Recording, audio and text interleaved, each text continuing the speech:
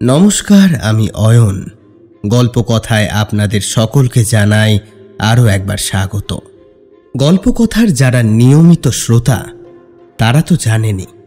যাদের কাছে এই ভিডিওটি প্রথম পৌঁছাচ্ছে, অর্থাৎ যারা গল্পকথার নতুন শ্রোতা, তাদের জন্য আবারও বলছি, আমাদের গল্পগুলি যদি ভালো লাগে লাইক, শেয়ার, সাবস্ক্রাইব করতে কিন্তু ভুলবেন না। আর হ্যাঁ, আপনাদের মূল্যবান ওই বক্তব্যটি কমেন্ট সেকশানে দয়া করে জানিয়ে যাবেন। তো কথা অনুযায়ী হাজির হয়েছে আজকে গল্পের অন্তিম খণ্ড নিয়ে। গতকাল আপনারা শুনেছেন রাতের শিকারপুর। গতকালই বলেছিলাম আজকে গল্পের অন্তিম খণ্ড নিয়ে হাজির হব। গল্পকথা কথা রেখেছে। আজকে আপনারা শুনতে চলেছেন রাতের শিকারপুর, এই গল্পের অন্তিম খণ্ড, করালি। যারা রাতের শিকারপুর এখনো শোনেননি তারা ডেসক্রিপশন বক্স থেকে লিংক সংগ্রহ করে আগে ওই গল্পটি শুনে নেবেন, তবেই শুনবেন এই পর্বটি। আজকের পর্বটি গল্পের অন্তিম পর্ব। চলুন তবে আর সময় নষ্ট না করে এগোনো যাক গল্পের দিকে। শুরু হচ্ছে রীমা গোস্বামীর কাহিনী, করালি।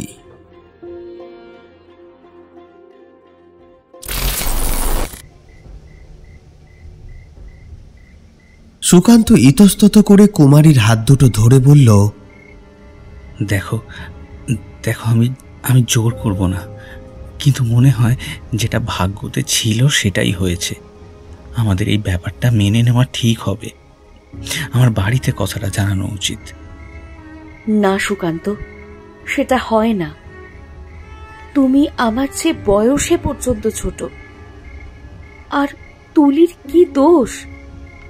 ওকে ছেড়ে কি তুমি সুখী হবে? একটা জোর জবরদস্তির বিয়েতে সুখী হওয়া যায় না। আমি নামে কুমারী, আর দুইবার বিয়ে করেও সেই কুমারী ছিলাম আর থাকবো। আমার তাতে কিছুই যায় আসে না।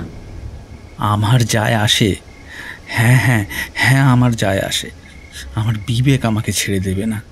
কাল পর্যন্ত তোমাকে ফেলে গেলে আমার কোনো দায় ছিল না, আজ কিন্তু আছে। আর তুমি বিধবা নও, তাই তো মাছ ভেজেছি। তুমি আজ থেকে মাছ ভাত খাবে কুমারী। মানা করেছিলাম তাই না? রাতের বেলা এই এলাকায় মাছ ভাজতে নেই। আর ওগুলো তোমার জন্য এনেছি আমি, তুমি খাবে বলে। আমি মাছ খাই না, আসলে এতদিন অভ্যেস নেই, মনে হয় খেতে পারবো না। আমি নিজে খাইয়ে দেবো কুমারী। চলো চলো, কেমন তোমার মনের ভুল ভেঙে দেবো, দেখবে। রাতের বেলা মাছ ভাজতে নেই, মেছো পেট নিয়ে আসবে। পোকা পোকা যুক্তি সব। সে এসেছিল, আর একটু বেশি অপেক্ষা তাকে করতে হলে তোমায় মেরে খেত মাছ। সেই জন্য পেছন থেকে জড়িয়ে ধরে তোমাকে আমি নিয়ে এসেছি নিজের ঘরে। চলো, দেখবে মাছ নেই আর। সে সব গিলে গেছে। না পেলে তোমাকে চিবিয়ে খেয়ে নিত। সুকান্ত দৌড়ে বেরিয়ে এলো বাইরে। স্পষ্ট দেখল সে কেউ একজন যেন বেরিয়ে গেল জানলা দিয়ে। তড়িঘড়ি সামনে এগিয়ে গিয়ে দেখল মাছ নেই কোথাও। ততক্ষণে কুমারী ওর পাশে এসে দাঁড়িয়েছে। সে বলল, বাইরে যাবার কথা ভেবো না, চলো আজকে। এই মেছো পেটনির এঁঠো করা হেসেলে আর কিছুই খাওয়া যাবে না। ঘরে মুড়ির টিন আছে, আমরা বরং মুড়ি খেয়ে নেব।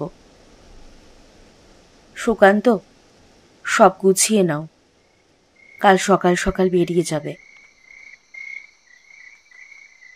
সুকুমারী বাসন গোছাতে গোছাতে কথাটা বলল। সুকান্তর হাতটা টেনে ধরে বলল, যা হবার হয়ে গেছে কুমারী। আমি তো বলছি, দেখো দেখো আমার দিকে। আমি এই বিয়েকে স্বীকার করে নেব। হয়তো ভুল ছিল তোমার জীবনে অমিত, আর আমার জীবনে তুলি। আমাদের এক হবার ছিল বলেই এত কাণ্ড। আমি চলে যাব আর তুমি থেকে যাবে। হ্যাঁ, তুলিকে আমি গিয়ে বিয়ে করব সবকিছু লুকিয়ে? বলো বলো, কে এমন করে ভালো থাকবে? আমরা আমরা কেউ এভাবে ভালো থাকবো না কুমারী। সুকুমারী সুকান্তর হাতটা ছাড়িয়ে দিয়ে বলল, এটা হঠকারী সিদ্ধান্ত নিচ্ছ। তুমি বরং কাল যাও, বিয়ে তো কয়েকটা দিন দেরি আছে। ঠান্ডা মাথায় ভেবে দেখবে, সব গিল্ট একপাশে সরিয়ে। আমি বিশ্বাস করি তুলিকেই বেছে নেবে, কারণ আমার সাথে তোমার কোনো মানসিক সম্পর্ক ছিল না, আর এখনো নেই। তুমিও ভেবে দেখবে তো? ভেবে লাভ কি হবে? তোমাকে ফিরতে বললে তুমি ফিরবে? হ্যাঁ, আমি ফিরবো, ডাকলেই ফিরে আসবো। আমার মনের মধ্যে আজকের ঘটনাটা গেঁথে গেছে, আমি আমি সেটা নাকচ করতে পারছি না। ঠিক আছে, আজকের দিনটা তুমি তুলিকে ভুলে যাও, আর আমি অমিতকে। আমরা দুজন শুধুই স্বামী স্ত্রী হয়ে থাকব। কাল আমাদের পথ আলাদা হয়ে যাবে, চিরদিনের জন্য আলাদা। কি বলছো তুমি? আমি দুবার বিয়ে করলাম, কিন্তু বিয়ের প্রাথমিক শর্ত আমার ক্ষেত্রে পালন আগেও হয়নি, এবারেও হবে না। এতে আমি চিরকুমারী থেকে যাব। তার চেয়ে বরং আজকে দিনটি আমরা দাম্পত্য জীবন যাপন করি। তুলিকে কোনোদিন কিছুই বলবে না, ভুলে যেও আমাকে। আমি তোমার প্রতি সব কর্তব্য আজকেই শেষ করতে চাই। কুমারী, কুমারী, আমাকে ভুল বুঝে ফেলছো তুমি। আমার কোনো খারাপ চাওয়া পাওয়া নেই, আমি শুধু তোমার জন্য ভাবছি।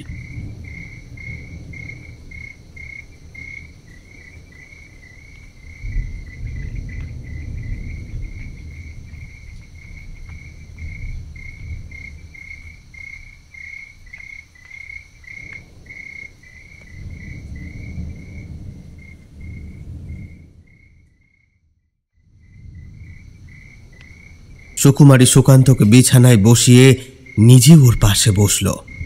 তারপর নিজের শাড়ির কিছুটা ওপরে তুলে অনাবৃত পাগুলো সুকান্তকে দেখালো।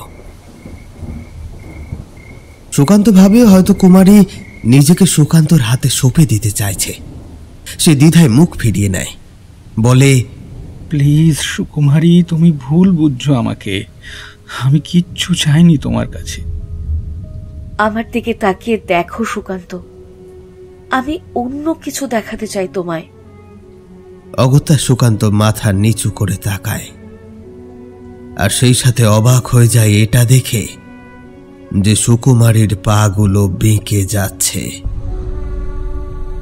আর দেখতে দেখতে নিমেষের মধ্যে পা দুটো একেবারে পেছনের দিকে ঘুরে গেল। সুকান্ত ভয় ভয় বলল, এটা কি কুমারী? করালির বদলা সুকান্ত। আমার মরণও নিয়েছে, তার বদলা এমন করে নিয়েছে। আমার শরীর যেন একটা ডাইনির মতো, যার হাত পা সব 90 ডিগ্রি ঘুরে যায়। মানে? না না না, এটা কোনো রোগ হতে পারে। তুমি আমাকে খুলে বলবে প্লিজ, কি হয়েছে? যন্ত্রণা সহ্য করে সুকুমারী আবার নিজের পাগুলোকে সোজা করে বলল, সব বলবো, তবে তার আগে আমাদের বিবাহিত সম্পর্ক, যার মেয়াদ মাত্র আজকের রাত, সেটা পূর্ণ করো।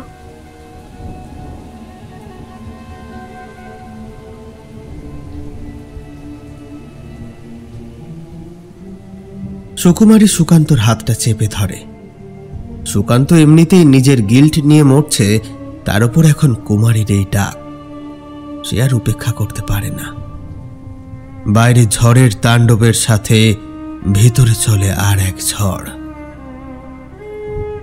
সুকান্ত আর সুকুমারী দুজনের মধ্যেই ব্যস্ত হয়ে পড়ে ভোর রাত পর্যন্ত।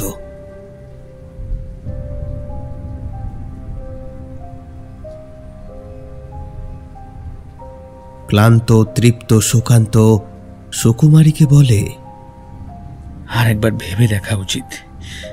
দেখো দেখো, তুলিকে আমি এখনো চাইলে সরিয়ে ফেলতে পারি জীবন থেকে। হ্যাঁ হ্যাঁ, ও কষ্ট পাবে, আমারও প্রেম শেষ হয়ে যাবে চোখের সামনে, তবু তবু চিরদিনের কষ্ট থেকে আমরা তিনজন মুক্তি পাব। আর তুলির সাথে বিয়ের পর তুমি চাইলেও আমি ফিরতে পারবো না, ফিরলে তুলি শেষ হয়ে যাবে। আমার সাথে আর কোনো দিন দেখা হবে না সুকান্ত, তুমি চলে যাবে একটু পর। তার আগে শুনে নাও আমার এই শরীরে বিকৃতির কারণ, যেটা আমি সযত্নে লুকিয়ে রেখেছি।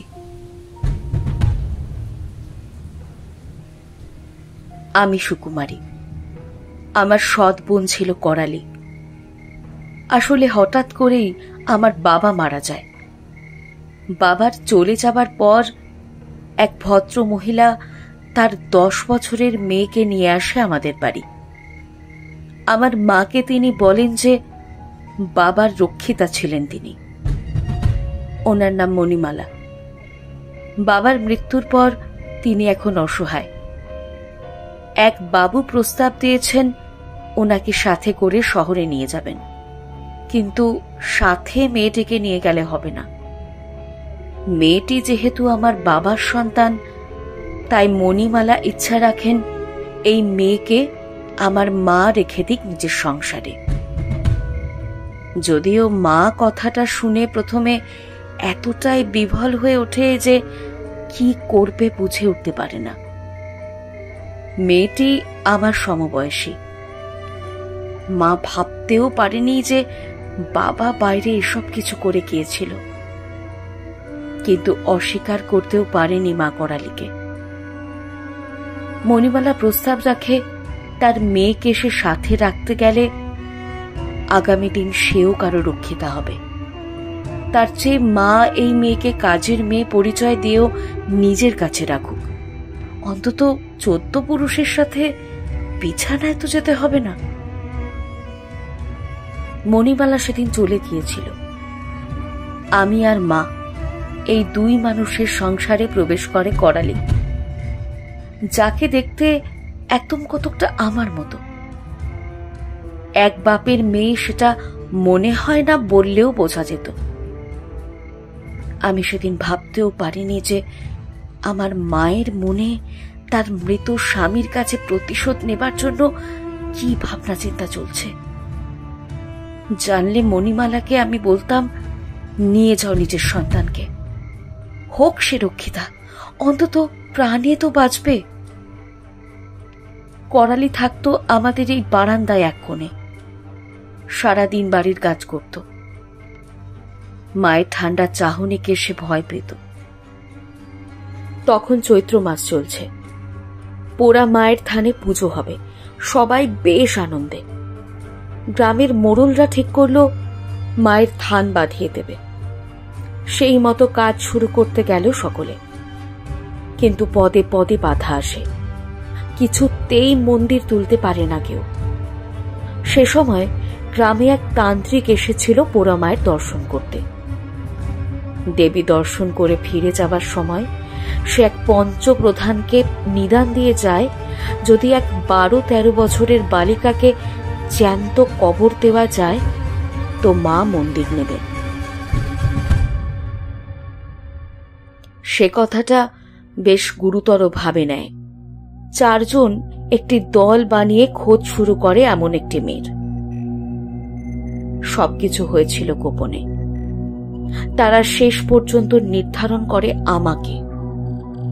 হ্যাঁ, আমাকে তারা বেছে নেয়, কারণ বাপ মরা মেয়ে রাতারাতি উধাও হয়ে গেলে কে আর কি করবে। পঞ্চপ্রধানের 5 জনের একজন এইসব মেনে নিতে চায়নি। তার বক্তব্য ছিল মা যেমন আছেন তেমন থাকবে, দরকার নেই কোনো বাচ্চার প্রাণের বিনিময়ে অর্জিত মন্দির।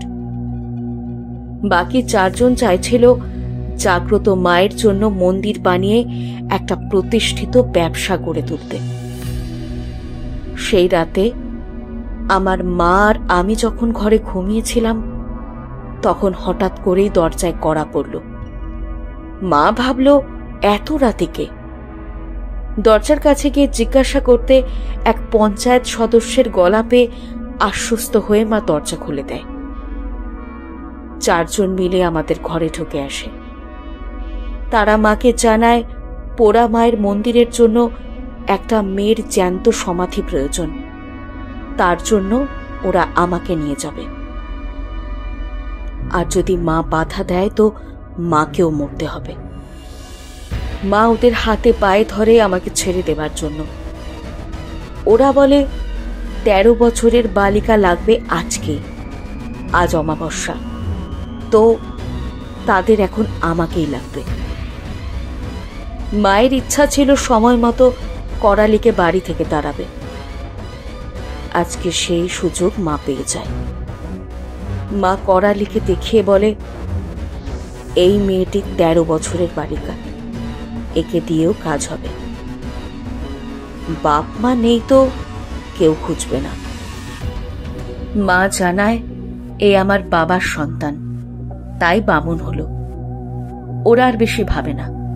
একান্ত বাধ্য হয়ে ওরা বাপ মরা মেয়ে বলে আমাকে বেঁচেছিল, না হলে ছোট থেকে আমাকে ওরা দেখেছে। আমাকে মারবে এমন বিশেষ ইচ্ছা ওদের ছিল না। ওরা ঘুমন্ত অবস্থায় থাকা করালিকে নিয়ে যায়। জানালা দিয়ে আমি দেখেছিলাম সেদিন কেমন করালি বাঁচার জন্য আর্তনাদ করছিল।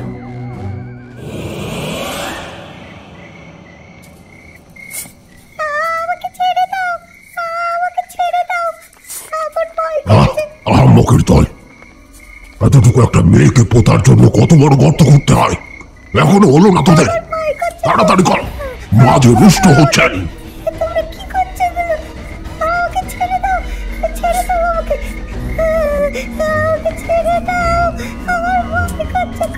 তোরা কি বুঝতে পারছিস না প্রকৃতির কি অবস্থা? দেখ, তাড়াতাড়ি কর, এখনই বৃষ্টি হলে সব মাছ জাল হয়ে যাবে।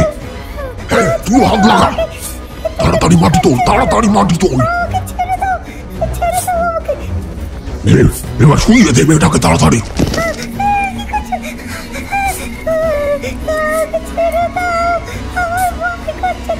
আরে অতটুকু মেয়ে অত ছটফট করতে পারে কি করে? কোষে বাদ ওর হাত দুটো।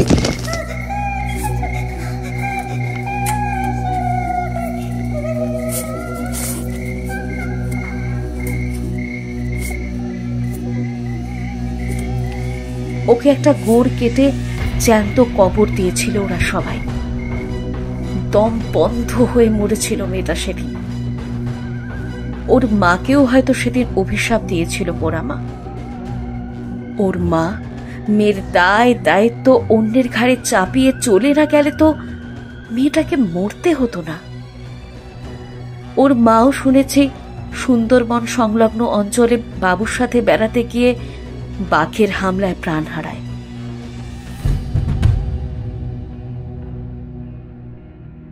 করালির মৃত্যুর পর থেকে মা একেবারে অস্থির হয়ে পড়ে আমাকে বিয়ে দিতে। মা বুঝেছিল এই অন্যায় থেকে নিষ্পত্তি মা নিজেও পাবে না, তাই বিয়ে দিতে তৎপর হয় মা। অবশ্য আমার বিয়ের পর মাও বেশি দিন বাঁচেনি। সুকুমারী কথাগুলো একটানা বলে একটা বড় নিঃশ্বাস নেয়। সুকান্ত সিগারেটে টান দিয়ে বলে, আচ্ছা আচ্ছা, করালিকে খবর দিও কেন হলো না মন্দির? আর তারপর থেকে কি এই সন্ধেবেলায় বেরোনো বন্ধ হয়ে গেল? গ্রামের দিক, শুনশান নীরবতা, তারপর একটু অড জায়গা তো। এমনিতেই রাতে মানুষ বাইরে বেরিয়ে আসতে চাইতো না। তারপর করালি উধাও হওয়ার পর থেকে শুরু হয় অতি প্রাকৃতিক ঘটনাগুলো। আর হ্যাঁ, মন্দির বানাতে কেউ পারেনি। মা সেই 4 জনের প্রাণ হরণ করেন একে একে, যারা করালিকে জীবন্ত সমাধি দিয়েছিল। তারপর থেকে ভয়ে কেউ ওই পথ মারায় না। আমার মা আমার জায়গায় করালিকে এগিয়ে দিলেও আমার জীবনও সুখের হয়নি। করালিকে আমি স্পষ্ট দেখতে পাই, সে প্রতিহিংসায় জ্বলে পুড়ে মরে। আমাকে আমাকে একটু একটু করে সে পঙ্গু করে দিয়েছে। আমার হাত পা মুচকে এমন করে দিয়েছে যে আমার নার্ভাস সিস্টেম ব্রেক করে গেছে। আমার পাগুলো বেমালুম উল্টে যেতে পারে।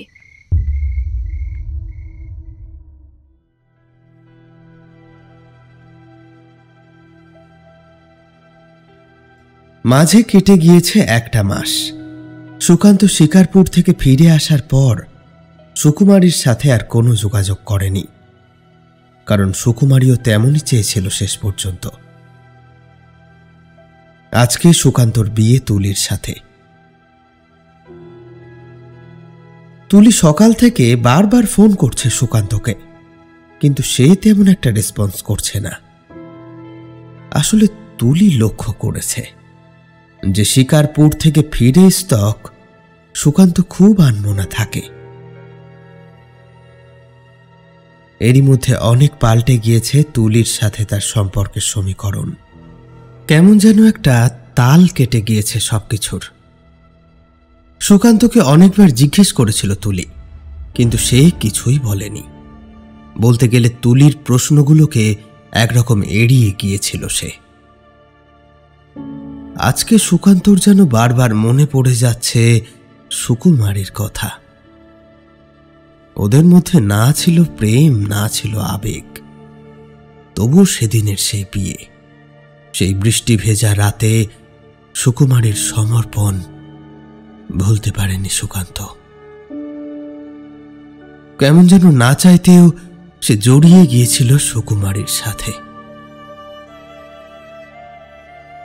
ফোন করতে চেয়েছিল বটে, তবে করতে পারেনি, কারণ শর্ত তো তেমনই দিয়েছিল সুকুমারী। সে বারণ করেছিল কোনো রকম যোগাযোগ রাখতে। সে সেই একটা দিনের দাম্পত্য আজ জীবনের জন্য ফ্রেম করে রাখতে চেয়েছে। মাঝে গিয়েছে চৈত্র মাস। শিকারপুর সাক্ষী হয়েছে পোড়া মায়ের বাৎসরিক পুজোর। সুকান্ত বারবার ভাবে কুমারী কি ভালো আছে। যদিও সে নিজে ভূতে বিশ্বাস করে না, তবুও সুকুমারীর কথা অনুযায়ী করালি যদি সত্যিই মোড়ে ভূত হয়ে ওখানে থাকে, তবে সে কি কুমারীকে স্বস্তি দিচ্ছে?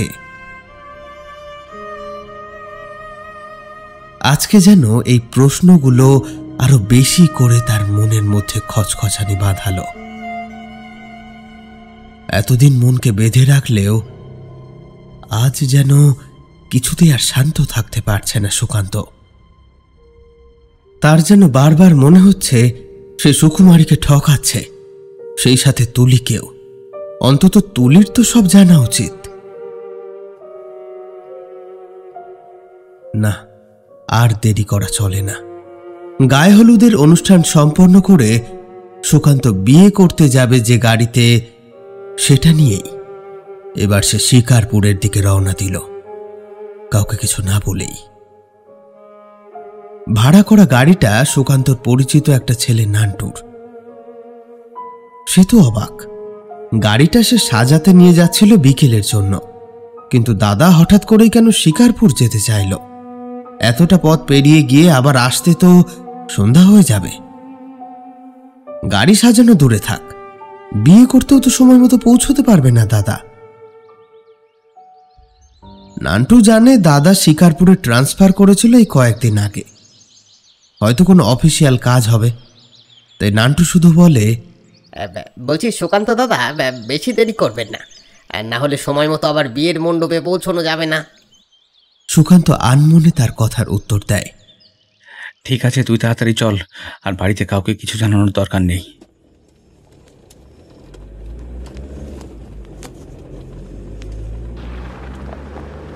গতি নিয়ে গাড়িটা এগিয়ে গেল শিকারপুরের দিকে। দুপুর 3টে নাগাদ যখন সুকান্ত সুকুমারীর বাড়ির সামনে গাড়ি থেকে নেমে এলো, তখন সে ভাবতেও পারেনি তার জন্য কি অপেক্ষা করছে। নান্টু দেখল গ্রামটা একটু কেমন যেন। দাদাই কোন বাড়ির সামনে এসে দাঁড়িয়ে গেল? এটাকে তো অফিস বলে মনে হয় না। দরজায় টোকা দিতেই ওদিক থেকে দরজা খুলে দিল সুকুমারী। তার পরনে লাল সবুজের জংলা ছাপ শাড়ি, শরীর বেশ শুকিয়ে গিয়েছে, চোখে মুখে একটা শুকনো ক্লান্তির ভাব স্পষ্ট। সুকুমারী সুকান্তকে দেখে যেন ভূত দেখার মতো চমকে উঠল। তড়িঘড়ি সুকুমারীকে নিয়ে ভেতরে ঢুকে সুকান্ত সুকুমারীর হাত দুটো ধরে বলে, কুমারী, কুমারী, বিয়ে ফেলে আজ আমি এসেছি তোমার কাছে। তুলিকে আমি ঠকাতে পারবো না। তুমি আমার সাথে চলো, ফিরে চলো আমার বাড়ি। প্রথমে অশান্তি হবে, কিন্তু কিন্তু দেখবে পরে আস্তে আস্তে সব স্বাভাবিক হয়ে যাবে। হ্যাঁ, আজ তো তোমাদের বিয়ে। সুকান্ত, 1 মিনিট এখানে নষ্ট করবে না। যাও, তোমার বাড়ি অনেক রাস্তা, এখনই রওনা দাও। কুমারী, জেদ করছো কেন? এখানে পরিস্থিতি অনুকূল না। এবার পুজোর আগে গ্রামের উন্নয়ন কমিটির সভাপতির লাশ পাওয়া গেছে পোড়ামায়ের থানে। সে একটা বাচ্চা মেয়েকে নিয়ে মন্দিরে জীবন্ত সমাধি দেবার চেষ্টা করেছিল। মেয়েটাকে ওখানে আহত অবস্থায় উদ্ধার করা হলেও পরে সে মারা যায়। করালি আরো ক্ষেপে উঠেছে, আমাকেও বাঁচতে দেবে না। ওই সভাপতিকে মেরেছে নির্ঘাত। আর হ্যাঁ, ওর প্রতিশোধ নেওয়ার আকাঙ্ক্ষা দিনে দিনে বেড়ে চলেছে। তুমি যাও সুকান্ত, তোমার শিকারপুরের সাথে কোনো সম্পর্ক নেই। অকারণে মৃত্যুর হাতছানিকে প্রশ্রয় দিও না। ওদের কথার মাঝে পঞ্চপ্রধানের একজন ডাক্তার অরিন্দম পাল এসে হাজির হল। দরজা খোলাই ছিল। উনি কথাবার্তার আওয়াজ পেয়ে সোজাসুজি ভেতরে ঢুকে আসেন। সুকান্তকে দেখে বলেন, এই যে ভিডিও জামাই, তারপর স্ত্রীকে তো সেই বিয়ের পর ফেলে রেখে চলে গেলে, আর কোনো খবরই নেই তোমার। সুকুমারীকে জিজ্ঞেস করলে বলে তুমি নাকি খুব ব্যস্ত থাকো আজকাল। তো গর্ভবতী স্ত্রীর খেয়াল রাখাও তো তোমার কর্তব্য, তাই নয় কি? ডাক্তারবাবুর কথা শুনে যেন সুকান্ত আকাশ থেকে পড়ল। ডাক্তার অরিন্দম সুকুমারীকে পেপার দিয়ে চলে যাওয়ার পর কুমারীকে বিছানায় শুইয়ে দিয়ে সুকান্ত বলল, আমাকে ঠকাচ্ছ তুমি তবে? হ্যাঁ, তোমার একবারও মনে হয়নি যে আমাকে এই খবরটা একবারও দেওয়া উচিত ছিল? হ্যাঁ, মানে মানে আজকে আমি না এলে আমার যে কি সর্বনাশ হতো, আমি আমি চেয়েও আর কিছু করতে পারতাম না। তোমারই সন্তান সেটা কেমন করে জানলে? আমি তো ব্যভিচারিতাও করতে পারি। না না না, সেই মেয়ে তুমি না কুমারী। হলে আমি তোমার বাড়িতে থাকতে তুমি আমার কাছে আসতে পারতে, সেটা তুমি করনি। আমি দেখেছি তুমি অমিতের বিধবা স্ত্রী হয়েই বেঁচেছিলে। আমাদের বিয়ে হতে আমার ইচ্ছায় তুমি আমার কাছে এসেছিলে। সেই সম্পর্কের ফসল আমাদের এই বৈধ সন্তান। তাকে কেন আমার থেকে দূরে সরিয়ে দিচ্ছ কুমারী? ভ্রূণ যতদিন না জন্ম নেয় পৃথিবীর বুকে, ততদিন সে কারো সন্তান না। আর একে জন্মাতে হবে না, একে জন্মাতে দেবে না করালি। আমাকে সে বাঁচতে দেবে না। সুকান্ত, আমি তোমার জীবনের একটা অনাকাঙ্ক্ষিত ঘটনা। আর এই সন্তান যে কোনো দিন পৃথিবীর বুকে আসবে না, সে হলো একটা দুঃস্বপ্ন। ভুলে যাও আমাদের, চলে যাও। তুলি তোমার অপেক্ষা করছে। মানুষের কুসংস্কার আর আমার মায়ের স্বার্থপরতার ফসল করালি, যাকে পোড়া মা পর্যন্ত বাধা দেয়নি কোনোভাবেই।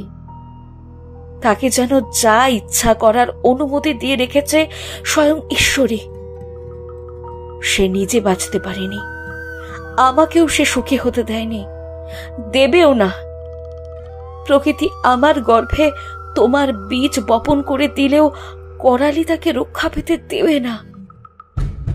যে গ্রাম বোঝেনি মা কালী তো মহামায়া। এই সব কিছু তারই সৃষ্টি। তার কাছে মন্দির, গয়না, বাহুল্য কিছুরই দাম নেই। সে নিজেই দিগম্বরী। তার শুধু একটু ছোট্ট বালিকার মতো আদর লাগে।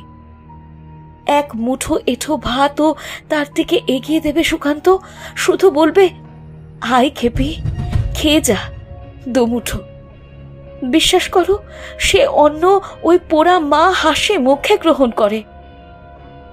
তার কাছে আদর, ভালোবাসা, দয়া, আনন্দ এসবের অর্ঘ্য দিলেই সে সন্তুষ্ট।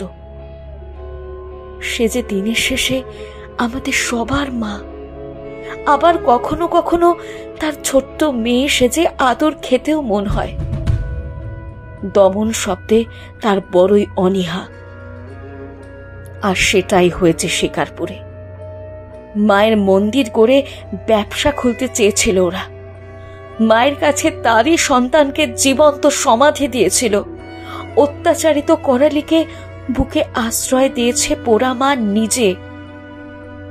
সে এখন যা ইচ্ছা করবে, মা দেখেও দেখবে না। কুমারী, ঈশ্বর দর্শন তুমি কেন পাবে না? তুমি তো ঈশ্বরের আসল অর্থ, তার প্রতি ভক্তি নিবেদনের আসল নিয়ম সব জানো তুমি। তাহলে কেন করালির এই অত্যাচার সহ্য করবে তুমি? মানছি ওর সাথে অন্যায় হয়েছে, কিন্তু তার বিনিময়ে সে নির্দোষ জীবনগুলোকে শেষ করবে? এ কেমন বিচার? চলো চলো, আমি তোমাকে নিয়েই ফিরবো আমার বাড়িতে। এক পা আমি গ্রামের সীমানার বাইরে দিতে পারি না। করালির মৃত্যুর পর কোনো দিন আমি এই গ্রামের বাইরে যাই না। যাবার চেষ্টা করলে মৃত্যু অনিবার্য। ঠিক আছে, তবে আমিও এখানেই থাকছি, কোথাও যাব না আমি। তোমাকে রক্ষা করা আমার দায় দায়িত্ব, যেটা পালন না করে পিছু হটে আমি অন্যায় করেছি। আর এখন আমার এই অনাগত সন্তানের জন্য আমাকে এখানেই থাকতে হবে। তুলি আমার জন্য নয়, না হলে তুমি আমি এইভাবে জড়িয়ে পড়তাম না। করালির সাথে সত্যি অন্যায় হয়েছে, এটা ঠিক, কিন্তু এতগুলো বছর ধরে তুমিও অনেক শাস্তি ভোগ করেছ। আজকে এই অশান্তির সব শেষ হোক। আজ রাতে আমি নিজে যাব ওই পোড়া মায়ের থানে। আমি জানি আমাকে কি করতে হবে, কেন এসব হচ্ছে। আমার গ্রামের রামকিঙ্কর বাবু ছিলেন একজন সাধক। উনি অনেক কিছু বলতেন আমাদের। আমরা ছেলেরা সবকিছু আজগুবি কথা বলে সেসব উড়িয়ে দিলেও সে সব কিছু আমাকে আজকে সংকেত দিচ্ছে যে আমাদের কি করা উচিত। আমি তোমাকে হারাতে চাই না সুকান্ত। তোমার সাথে বিয়ে, ঝড়ের সেই রাত, আর তারপর আমার এই সন্তান সম্ভব হওয়ার পর থেকে দিনে দিনে তোমার প্রতি আমার অনুরাগ বেড়েছে। আমি অমিতের মৃত্যু সহ্য করেছি, তোমাকে আমি হারাতে চাই না। শুধুমাত্র তোমার নিঃশ্বাস চলুক, তাই আমি সতীন আনতেও রাজি ছিলাম, যাতে তুমি দূরে থেকে বেঁচে থাকো। খবরটা জানার পর কতবার ভেবেছি একটা কল করে তোমায় জানাই যে তুমি বাবা হতে চলেছ, কিন্তু পারিনি আমি। করালি এক প্রেত হয়ে এই গ্রামকে আগলে রেখেছে। এই পোড়া মায়ের ধান ভরে উঠেছে তারই সহচরীদের দলে। কত ধরনের অপশক্তি যে এখানে আছে তুমি জানো না। তোমার এই বোকার মতো সিদ্ধান্তে কেউ ভালো থাকবে না। তুলির জন্য অন্তত একবার হলেও ভাবো। আমার ভাইকে আমি কল করে সবকিছু বলেছি। ও বাবা মাকে বোঝাবে, ওই তুলিকে সবকিছু খুলে বলবে। আমি এখন কল করে সব বললে তুলি কিছুতেই মানবে না, বেকার বচসা বাড়বে। বিয়েটা যে হচ্ছে না, এই খবরটা আগুনের মতো ছড়িয়ে পড়ল বিকেলের মধ্যে। তুলি পার্লারের মেয়েদের কাছে প্রায় সেজেই ফেলেছে। এমন সময় ওর মা এসে কান্নাকাটি শুরু করল। মায়ের কাছে জানতে পারে তুলি সুকান্ত তার ভাইকে কল করে জানিয়েছে সে শিকারপুরে ফিরে গিয়েছে আর এই বিয়ে সে করবে না। তুলির মাথায় তো বাজ পড়ল। সে বুঝতে পারছে না যে ছেলেটা তার সাথে এমন কেন করল। তাদের এতদিনের সম্পর্ক, যার জেদ ছিল তুলিকে পাবার জন্য সরকারি চাকরি, যে সুকান্ত ফিরে এসেছে শিকারপুর থেকে তাও মাসখানেক আগেই, হঠাৎ তার আজকের দিনেই এমন কি হলো? তুলি তার অর্ধ সমাপ্ত সাজ ফেলেই দৌড়ে বাড়ির বাইরে বেরিয়ে আসতে চাইল। সে সুকান্তর সাথে কথা বলবে। কেন সুকান্ত তার জীবনটা নিয়ে এভাবে খেলছে?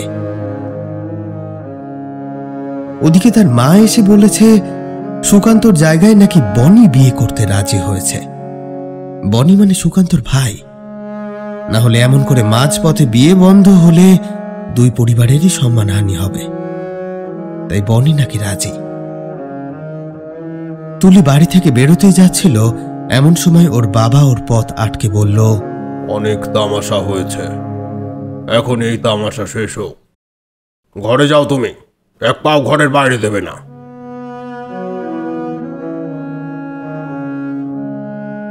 এক পাও তুলি বাড়ির বাইরে পা দিতে পারে না। সে ঘরে ঢুকে সুকান্তকে কল করে। দুটো রিং হতেই কলটা রিসিভ করলো সুকান্ত। তুলি এক রাশ অভিমান নিয়ে হাজারো কথা শোনালো ওকে। সুকান্ত চুপ করে সব কিছু শুনল, কিন্তু একটি কথাও সে বলল না। সুকুমারী পাশেই বসেছিল। সে শুনতে পাচ্ছে তুলি বারবার বলছে সুকান্ত স্বার্থপর, সুকান্ত চরিত্রহীন। শেষমেশ থাকতে না পেরে সুকুমারী ফোনটা সুকান্তর হাত থেকে নিল। তুলিকে সে বলল, তোমার অপরাধে আমি তুলি, আমাকে যা বলার বলতে পারো। তুলির বুঝতে দেরি হলো না, এই মহিলা কণ্ঠ হলো সুকুমারীর। হিসিয়ে উঠল তুলি। আমি ভাবতেও পারিনি, বিশ্বাস করুন, একবারও এক সেকেন্ডের জন্য আপনাকে নিয়ে কোনো খারাপ চিন্তা করিনি আমি। সুকান্ত আপনার চেয়ে বয়সে ছোট হবে, আপনার লজ্জা করলো না? সুকুমারী সবকিছু যতটা সম্ভব খুলেই বলল তুলিকে। তুলি সেসব শুনে আরো রেগে গিয়ে বলল, বাহ, কি সুন্দর! একটা ছেলেকে থাকতে দেওয়ার ছল করে তাকে ফাঁসিয়ে দিলেন, তারপর বিয়ে নামের একটা খেলা খেলে নিলেন। জানতেন এখানে এলে কেউ আপনাকে মেনে নেবে না, হয়তো সুকান্তও কয়েকদিন পর ডিভোর্স চাইবে, আর তাই ওকে ধীর গতিতে সাপের মতো ফাঁসিয়ে নিলেন। আচ্ছা, সত্যি বলুন তো, এটা সুকান্তর বাচ্চা তো? তুলি, আমি ওকে কিছুই জানাইনি, ও আজকেই এসে জেনেছে সব। আমি চাই তুমি আর সুকান্ত এক থাকো। তুমি এসে ওকে নিয়ে যাও প্লিজ। পৃথিবীতে যদি একমাত্র পুরুষও হতো সুকান্ত, তাও আমি ওকে আর বিয়ে করব না। আমার ঘেন্না হচ্ছে নিজের উপর। ওকে জানিয়ে দেবেন, আজীবন ওর চোখে আঙুল দিয়ে ওর ভুল দেখিয়ে দেওয়ার জন্য ওর পরিবারে আমি বউ হয়ে যাচ্ছি।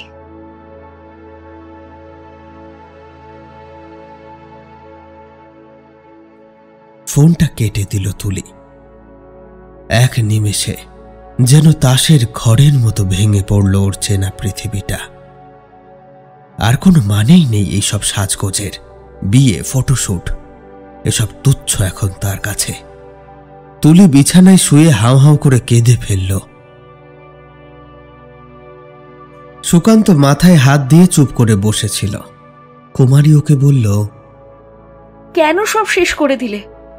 তুমি কি ভাবো করালির সাথে লড়াইতে তুমি জিততে পারবে? একটা অন্যায়ের জন্য আমি আর কোনো প্রাণ শেষ হতে দিতে পারি না কুমারী। দেব না, আমি মেনে নেব না করালির এই অত্যাচার। ওকে থামতেই হবে। কি ভেবেছ? খুলে কি বলবে? শোনো কুমারী, আমি গ্রামের পূজারীকে আজ ডেকেছিলাম আজ রাতে পোড়া মায়ের থানে পুজো করার জন্যে। সে রাজি হয়নি। শেষে আমি তাকে বলেছি সন্ধ্যার দিকে যেন সে আমাকে সব সরঞ্জাম দিয়ে যায়, আমি নিজে পুজো করব। আমি যেটা ভেবেছি সেটা করলে যদি ওই অপশক্তি থামে তো থামবে। আমি সবাইকে জানিয়েছি আজকে রাতে কেউ যেন বাড়ির বাইরে পা না দেয়। আমি শঙ্খে ফু দিলে তবেই সকলে আসবে, তার আগে কেউ না। সে যতই ডাকুক, আমি যদি অসহায়ভাবে চিৎকার করি তাও না। আর তোমাকে আমি দুর্গা মন্দিরের ভিতরে রেখে আসব। আমি গেলে তবেই বেরিয়ে আসবে, তার আগে কিন্তু নয়। আর যদি না ফিরি ভোরের আগে, তবে জানবে আমি পারিনি ওকে থামাতে। তুমি এই বাড়ি ছেড়ে গ্রামের প্রধান প্রান্তে চলে যাবে, কোনো দিন এদিকে আসবে না। আর আমি যদি মরেও যাই, তবু আমি করালিকে অন্তত একটি সীমানায় আটকে রাখব। একজন বিডিও কতটা কি করতে পারে এই সমাজের জন্য জানি না, তবে একজন হবু পিতা যে কি করতে পারে আজ করালি তা দেখবে। সুকান্ত যখন সমস্ত সরঞ্জাম জোগাড় করে পোড়া মায়ের থানের কাছে গিয়ে বসল, তখন সব কিছু শেষ হয়ে যাওয়ার একটা ভয় নিয়েই এক প্রকার বাধ্য হয়ে সুকুমারীর দুর্গা মন্দিরে এসেছিল। সুকান্তরই পরিকল্পনা এটা। সে জানত তার জীবনে সুখ নামের অদৃশ্য পাখির কোনো স্থান নেই। না হলে কেনই বা সব রং নিভে যাবার পরেও হঠাৎ করে সুকান্ত ওর জীবনে এলো। মাতৃত্ব যেখানে ওর কাছে সোনার পাথর বাটির মতো ছিল, সেই মাতৃত্ব পর্যন্ত জীবনে হঠাৎ করেই এলো তার। তবে এসেছে শুধুই না পাবার যন্ত্রণা দিতে। এখন সর্বশক্তিমান ঈশ্বর ছাড়া আর কেউ রক্ষা করতে পারবে না। তাই সুকুমারী দুর্গা নাম জপ করতে বসল। সে অনুভব করতে পারছে ইতিমধ্যে তার শরীরে শুরু হয়েছে একটা খিঁচুনি। তবে আজ সে যন্ত্রণাকে সে তেমন গুরুত্ব দিল না। তাছাড়া করালির দেওয়া ওই প্রচণ্ড শারীরিক যন্ত্রণা অনুভব করতে করতে এতটাই অভ্যস্ত হয়ে গিয়েছে সুকুমারী যে তার কাছে এসব আর কোনো ব্যাপার না। তার হাত পা 180 ডিগ্রি ঘুরে যাওয়াটা তার কাছে এখন স্বাভাবিক। যদিও গ্রামের মানুষ এসব ব্যাপারে আজ পর্যন্ত কিছুই জানে না। যদি জানতো তাহলে বোধহয় এক মুহূর্তও নিত না ওকে ডাইনি বলে প্রতিপন্ন করতে।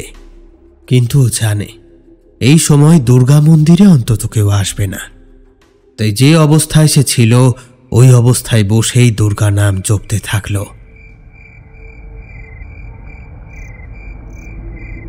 ওদিকে সুকান্ত একটা কুশের আসনে বিরাজিত হয়েছে।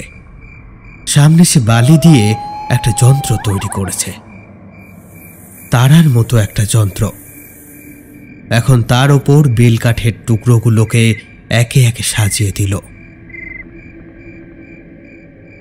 সুকান্ত গ্রামে থাকতে কৌতূহলবশত বহু গুপ্ত সাধনা দেখেছে, কিন্তু নিজে কোনোদিনও এসব করেনি। অসিবাবু বেলিয়াতোড়ের এক বিখ্যাত তন্ত্র সাধক। আজ ওনার থেকেই সমস্ত পদ্ধতি শুনে এসেছে সুকান্ত। উনি বলেছেন যদি সুকান্ত সবকিছু নিখুঁতভাবে করতে পারে তবে ওই ক্রোধিত আত্মাকে মুক্ত করা সম্ভব। কিন্তু যদি ভুল করে সুকান্ত, তবে মৃত্যু অনিবার্য। সুকান্ত আজকে বদ্ধপরিকর। পোড়া মায়ের সাধনা আজ সে করবেই। মাতৃশক্তির আশীর্বাদ নিয়ে শান্ত করবে করালিকে। ইতিমধ্যেই সুকান্ত বালি দিয়ে তৈরি করে ফেলেছে বগলামুখী যন্ত্র। দেবী বগলা হলেন হিন্দু দশমহাবিদ্যার দেবমণ্ডলীর অন্তর্গত অন্যতম দেবী। এই দেবী অত্যন্ত শক্তিশালী একজন। কোনো কিছুর নিয়ন্ত্রণ নিজের হাতে তুলে নিতে সক্ষম তিনি। তন্ত্র সাধনার একটি অন্যতম গুরুত্বপূর্ণ অনুশাসন শক্তির উপাসনা। এই তন্ত্রের সঙ্গে বগলামুখীর সম্পর্ক রয়েছে বিস্তর। তন্ত্র উপাসনায় বগলামুখী দেবীর বিভিন্ন রূপের আরাধনাকে একটি বিশেষ স্থানে রাখা হয়েছে। দেবী বগলামুখীকে পীতম্বরা দেবী বা ব্রহ্মাস্ত্র রূপিণীও বলা যায়। তিনি একটি গুণকে বিপরীত গুণে পরিবর্তন করতে পারেন। যেমন তিনি বাক্যকে নিস্তব্ধতায়, জ্ঞানকে অজ্ঞানে, শক্তিকে শক্তিহীনতায়, পরাজয়কে জয়ে পরিবর্তন করেন। সুকান্ত তার পুজোর শুরুতে ইষ্ট দেবীকে স্মরণ করে প্রণাম করল।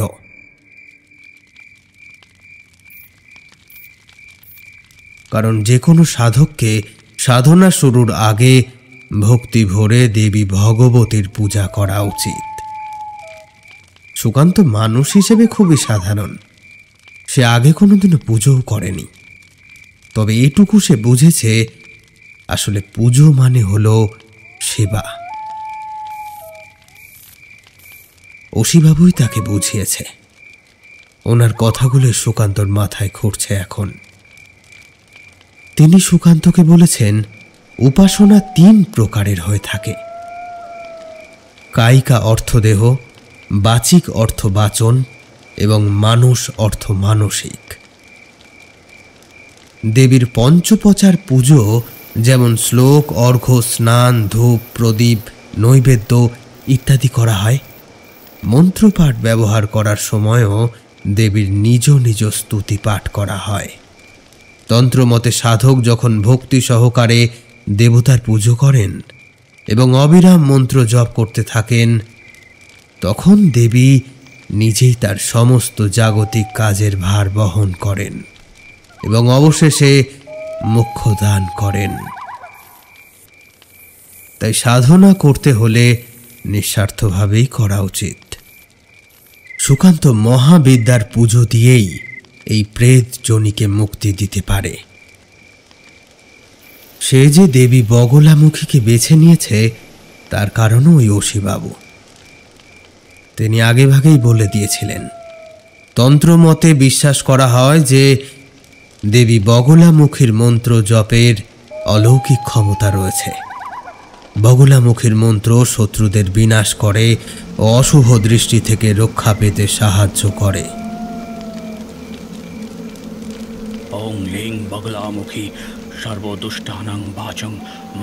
ধীরে ধীরে পুজো এগোতে থাকলো সুকান্তর, আর ততই সে অনুভব করতে থাকলো তার চারিদিকের বাতাস ভারী হয়ে আসছে। কেমন যেন একটা পচা গন্ধ ছড়িয়ে পড়ছে চারিদিকে।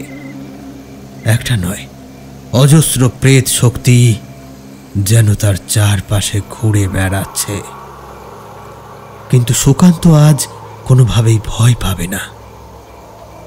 সে মনকে শক্ত করল, নিজের সমস্ত শরীরকে পুনরায় নিজের নিয়ন্ত্রণে এনে পুজোয় মন দিল। পিছনে ঘুরে একবারও তাকাতে ইচ্ছে করল না তার, কারণ সে জানে অসিবাবুর কথা অনুযায়ী এই মুহূর্তে পিছনে ঘুরে তাকালে তার মৃত্যু অবশ্যম্ভাবী। এমন সময় শুকনো আকাশে হঠাৎ করেই কর্কর শব্দে বাজ পড়ল। সামনের মাঠে ডাই করে রাখা খড়ের গাদায় আগুন ধরে গেল। এদিকে সুকান্ত কিন্তু অবিরাম জপ করে চলেছে। ওং লিং বগলামুখী সর্বদুষ্টানাং বাচং মোখং পদং স্তম্ভায় যোভং কিলায় বুদ্ধিং বিনাশায় হিং লং স্বাহা। সাধনার শুরুতেই সে নিজের চারপাশে আতপ চালের গুঁড়ো দিয়ে তন্ত্র মন্ত্র সহযোগে এক লক্ষণ রেখা তৈরি করে নিয়েছিল। কোনো প্রেত এই রেখা পার করে তার কাছে আসতে পারবে না। ওদিকে অসিবাবুও সুকান্তর মার্গ দর্শন করার জন্য নিজে পুজোয় বসেছেন বাঁকুড়াতে। তিনি জানেন এই পরীক্ষা সুকান্তর জন্য খুব একটা সহজ হবে না, তাই মায়ের কাছে অসিবাবু প্রার্থনা করেন। ইতিমধ্যে সুকান্ত একটা আটা দিয়ে পুতুল করে নিয়েছে। এবার সে তাতে চন্দন, হলুদ আর কুমকুম লেপন করল। এটি আসলে নিরাকার করালির একটা আকার তৈরি করা হলো। এবার সুকান্ত আটার পুতুলটা হাতে নিয়ে জোর গলায় বলল, করালি, তুমি জাগতিক মায়া ত্যাগ করে এই পুতুলে প্রবেশ করো। এখানে তোমার জন্য ঘৃণা, ভয় আর উপেক্ষা ছাড়া আর কিছুই নেই। তুমি জগৎ মাতার কোলে আশ্রয় পাবে। যাও করালি, সব ক্ষোভ অভিমানের জায়গা অনেক আগেই শেষ হয়ে গেছে। তুমি এই লৌকিক আর অলৌকিক দুনিয়ার মাঝে আটকে থেকে আর কষ্ট ভোগ না করে অবিনশ্বর পবিত্র আত্মার রূপ ধারণ করো। কথা শেষ হতে না হতেই একটা ক্ষণক্ষণে হাসির শব্দ ছড়িয়ে পড়ল বাতাসে।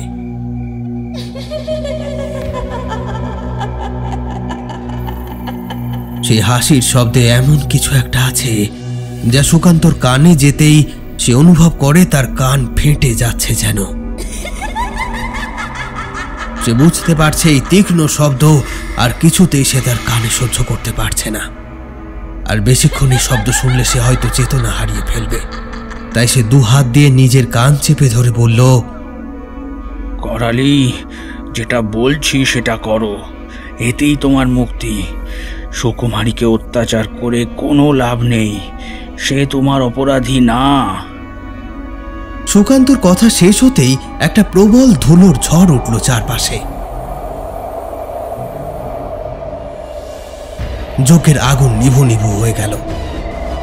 সুকান্ত তার মধ্যে কিছুটা ঘি দিয়ে আগুনটাকে আবার উস্কে দিল।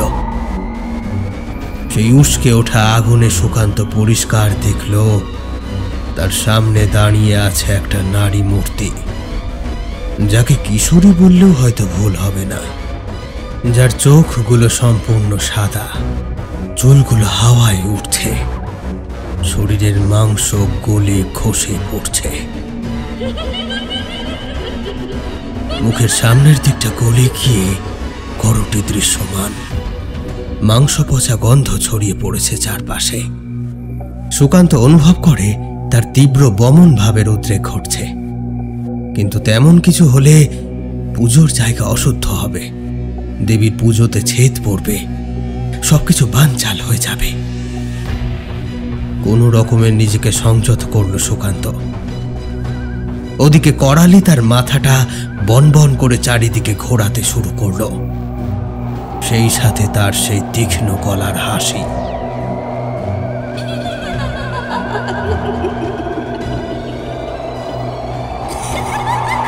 সুকান্ত অবাক দৃষ্টিতে দেখল করালি এখন একা নয়, ওর চারপাশে এসে আকার ধারণ করেছে আরো কয়েকটা প্রেত মূর্তি, যার মধ্যে বোধ হয় একজনের কথা সুকুমারী সেই রাতে তাকে বলেছিল, লম্বা জীবওয়ালা সেই মেছো পেতনি।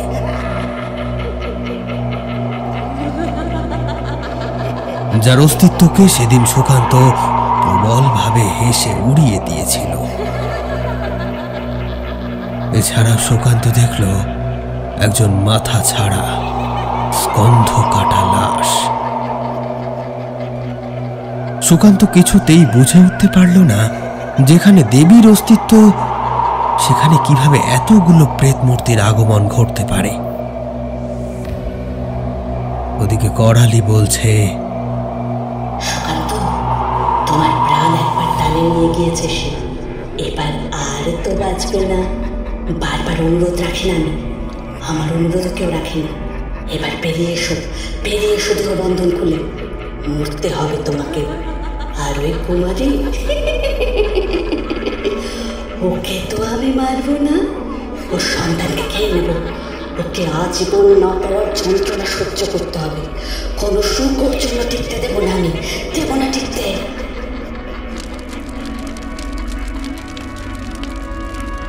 সুকান্ত এবার একটা কর্পূর আগুনে ফেলে দিয়ে উঠে দাঁড়ালো। তারপর করালিকে উদ্দেশ্য করে বলল, আমাকে মেরে সুখী হবে, কিন্তু তোমার যন্ত্রণা, সেটা কে নেবে? কেন মুক্তি চাও না তুমি? চাই না আমি মুক্তি, চাই না। মানুষের দল যারা আমাকে মেরেছে, ওদের চোখে সুন্দর পরে আমার জন্য যে ভয় দেখি, ওটা আমার ভালো লাগে, খুব ভালো লাগে। আমি ওদের চোখে ভয় দেখতে চাই, ভয় দেখতে চাই। ওরা মায়ের ইচ্ছা তুমি মুক্তি পাও, মায়ের কথা শুনবে না? করালি তার মাথাটা সম্পূর্ণ পেছন দিকে ঘুরিয়ে মায়ের থানের দিকে চাইল। এই বিভৎস দৃশ্য দেখে যে কোনো মানুষের আত্মারাম খাঁচা ছাড়া হতে বাধ্য। সুকান্তর শরীরটাও কুলকুল করে ঘেমে উঠল।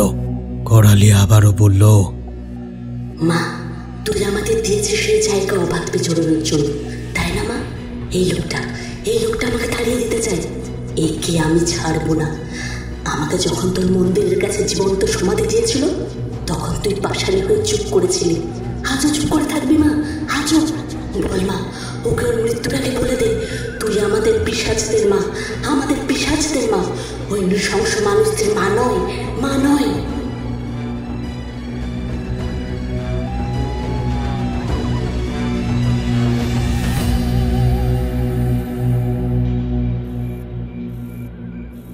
সুকান্ত এতক্ষণে বুঝল সেদিনের অন্যায়ের থেকে মা স্বয়ং কুপিতা হয়েছেন, তাই তো কোনো মানুষের জন্য তিনি আর করুণা প্রদর্শন করেন না। সুকান্ত তবুও মনে মনে দেবীকে স্মরণ করে বলল, আমি ওর মনের ইচ্ছা পূর্ণ করতে গণ্ডি পেরিয়ে যাচ্ছি মা। এখন যদি তুই কয়েকটা মানুষের ভুলের সাজা সবাইকে দিতে চাস, আমার অনাগত সন্তানকে দিতে চাস, তবে করালি জিতুক। আর যদি তুই চাস করালি মুক্তি পেয়ে তোর কোলে ঠাঁই পাক, সবাই এই শিকারপুরে স্বস্তি ফিরে পাক, তবে তুই নিজে এসে রক্ষা করবি আমাকে। এবার সুকান্ত মনে সাহস সঞ্চয় করে আটার পুতুলটা হাতে নিয়ে তার অঙ্কিত গণ্ডির বাইরে বেরিয়ে এলো। করালি আর বাকি প্রেতের দল এবার সাথে সাথে ঘিরে ধরল সুকান্তকে।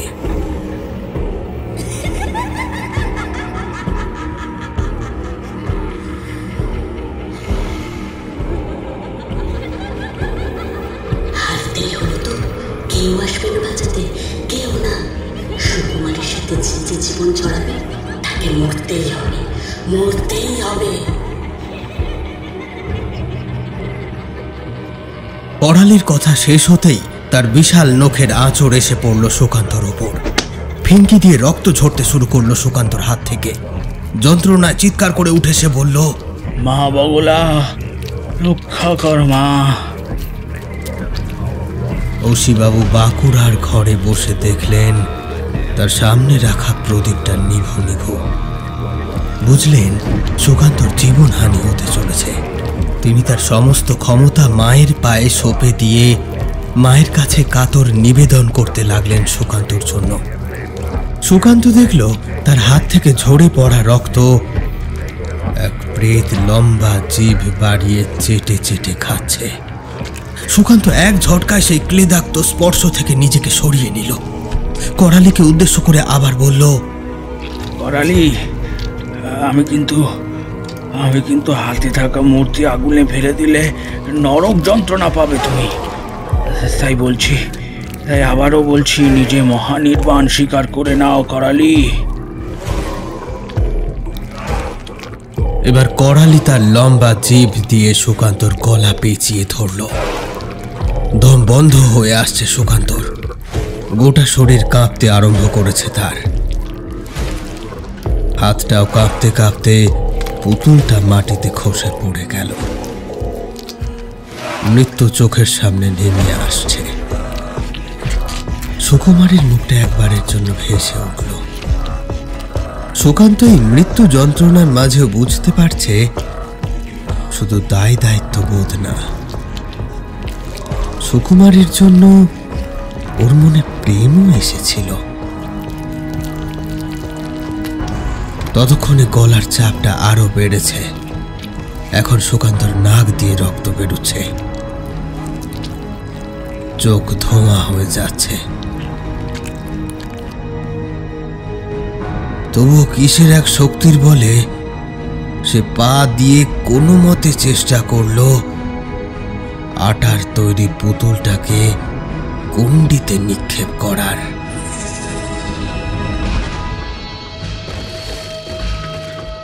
খানিক হাতড়ে পায়ে স্পর্শ পেল পুতুলটার। এবার দেহের সমস্ত শক্তি একত্রিত করল পায়ে।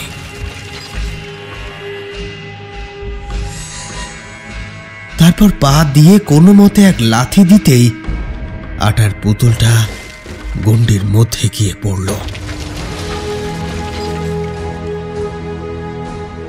তৎক্ষণাৎ সুকান্ত অনুভব করল করালির মারণ বাঁধন, একটু আগেও যেটা তার গলার উপরে চেপে বসছিল ক্রমশ, সেটা এবার আলগা হয়ে গেল। করালি ওকে ফেলে দিয়ে দৌড়ে গিয়ে হাউমাউ করে বলল, না মা, না, তুই এটা করিস না, করিস না। এদিকে সুকান্তর শরীরটা মাটিতে লুটিয়ে পড়ল কাঁটা কলা গাছের মতো।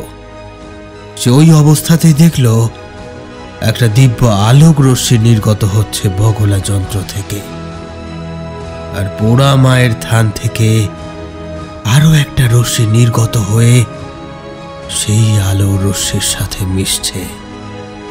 আটার পুতুলটাও শূন্যে ভাসমান। সুকান্ত শরীরের সমস্ত শক্তি একত্র করে দুহাত জড়ো করে বলল, জয় মা, মা, জয় মা। এবার ওই আটার পুতুলটা আগুনে গিয়ে পড়তেই একটা তীব্র বিস্ফোরণ ঘটল।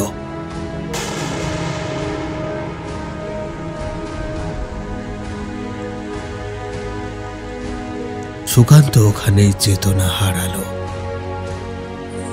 ওদিকে করালি পিশাচ যোনি থেকে মুক্তি পেয়ে মিশে গেল দেবীর পবিত্র ঊর্জার সাথে। সেই সাথে যত প্রেত ছিল একে একে তারাও জোনাকির মতো গিয়ে মিশে গেল মায়ের ওই ঊর্জার সাথে। এক অনাগত সন্তানের জন্য মাকেও কঠিন থেকে কোমল হতেই হলো। এক বাবা যে ডাক দিয়েছে, তাকে কি আর ফেরাতে পারেন মহামায়া? সে যে পরম করুণাময়ী।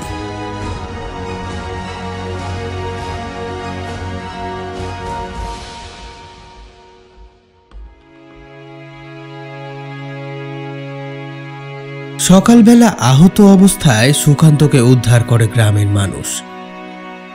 আর অবিশ্বাস্য হলেও একটা ছোট কঙ্কাল মেলে মায়ের থানের কাছে।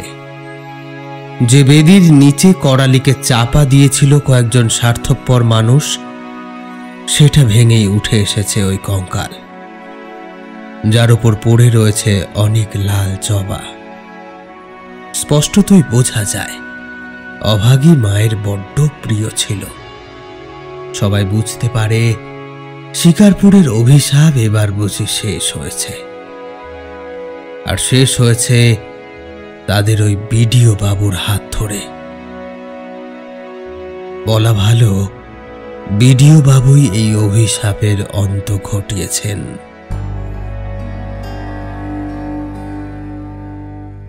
সুকান্ত আর সুকুমারী দুইজনকে গ্রামীণ হাসপাতালে ভর্তি করতে হয়েছিল। সুকুমার আহত হয়েছিল তো বটেই, ওদিকে সুকুমারের দেহে উঠেছিল এক প্রবল খিঁচুনি। 2 দিন পর ওরা সুস্থ হয়ে বাড়ি ফিরে আসে। এর মাঝে করালির কঙ্কালের নিয়ম অনুযায়ী দাহ সংস্কার করা হয়েছে। সবাই নাক খত দিয়ে মাকে জানিয়েছে তারা কোনোদিনও মন্দির নির্মাণ করার চেষ্টা করবে না। তাদের পোড়া মা থাকবে খোলা হাওয়ার মাঝেই। ওদিকে ওসিবাবু সুকান্তর বাড়িতে সমস্ত ব্যাপার খুলে বলেন। সবাই বুঝতে পারে সুকান্ত কেন এমন করতে বাধ্য হয়েছে। তুলি ওদের বাড়িতে ছোট বউ হয়ে এলেও সেও বোঝে সুকান্তকে। উল্টে সেই উদ্যোগ নেয় বাড়ির বড় ছেলে আর বউকে বাড়ি ফিরিয়ে আনার। সবকিছু মিটমাট হয়ে যাওয়ার পর সুকান্তর পরিবার আসে শিকারপুর, সুকান্ত আর সুকুমারীকে বাড়ি ফিরিয়ে নিয়ে যেতে। কিন্তু সুকান্ত এখানেই থাকার সিদ্ধান্ত নিয়েছে। তারা বাড়িতে যাওয়া আসা করলেও শিকারপুরেই পাকাপাকিভাবে থেকে যাবে। সকলে জানল এটা সুকান্তর সিদ্ধান্ত। তবে সুকান্ত গত রাত্রের স্বপ্নের কথাটা কাউকে বলল না। আসলে সে পোড়া মায়ের আদেশ পেয়েছে। এখন থেকে মায়ের পুজোর দায় দায়িত্ব পালন করতে হবে এই সুকান্তকেই। মায়ের আদেশ না মেনে সে ফিরে যাবে কি করে? 7 মাস পরের ঘটনা। সুকুমারী আর সুকান্তর কোল আলো করে আসে একটা কন্যা সন্তান। তারা সন্তানের নাম রাখে করালি। কেউ জানুক বা না জানুক, সুকান্ত কিন্তু বেশ জানে করালি এবার মেয়ে হয়ে জ্বালাতন করতে আসছে ওদেরই কোলে। আপনারা শুনছিলেন রীমা গোস্বামীর কাহিনী করালি। গল্পটি 2টি পর্বে পরিবেশন করা হলো। প্রথম পর্ব ছিল রাতের শিকারপুর এবং অন্তিম পর্ব করালি। 2টি পর্ব কেমন লাগলো কমেন্ট সেকশনে জানাতে কিন্তু ভুলবেন না। ভালো লাগলে লাইক, শেয়ার, সাবস্ক্রাইব করে আমাদের পাশে থাকবেন। আপনারা পাশে না থাকলে কিন্তু গল্প এইভাবে শোনাতে পারবো না। তাই অনুরোধ, গল্প ভালো লাগলে আত্মীয় পরিজন, বন্ধু বান্ধবদের মধ্যে আমাদের গল্পের লিংক শেয়ার করে আমাদেরকে এগিয়ে যেতে সাহায্য করুন। আজকের গল্পে সুকুমারীর চরিত্রে রিনি, সুকান্তর ভূমিকায় শুভদীপ, করালির চরিত্রে শ্যামা, তুলির ভূমিকায় সুতনুকা, গল্প পাঠ ও অন্যান্য চরিত্রে আমি অয়ন। শেষ হলো আজকের গল্প। আমাদের অফিসিয়াল পার্টনার ফেসবুক গ্রুপ ভূতান্বেষী। খুব শীঘ্রই আবার হাজির হব আপনাদেরই পছন্দের হাড় হিম করা কোনো গল্প নিয়ে। ততক্ষণ সুস্থ থাকুন, শুনতে থাকুন গল্প কথা।